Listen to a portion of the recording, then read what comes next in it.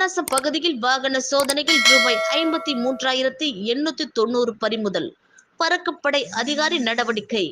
தஞ்சாவூர் மாவட்டம் பாபநாசம் சட்டமன்ற தொகுதியில் பறக்குப்படை அதிகாரி பாலசுப்பிரமணியன், சிறப்பு சப் இன்ஸ்பெக்டர் ரவிக்குமார் ஆகியோர் வாகன சோதனையில் ஈடுபட்டனர்.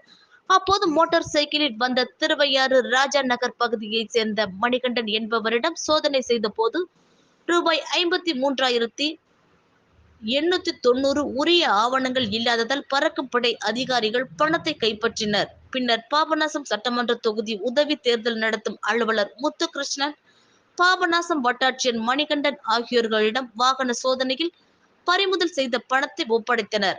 அப்போது உடன் மண்டல துணை வட்டாட்சியர் தமயந்தி, தேர்தல் துணை வட்டாட்சியர் விவேகானந்தன், வருவாய் ஆய்வாளர் கமலி ஆகியோர் உடன் இருந்தனர்.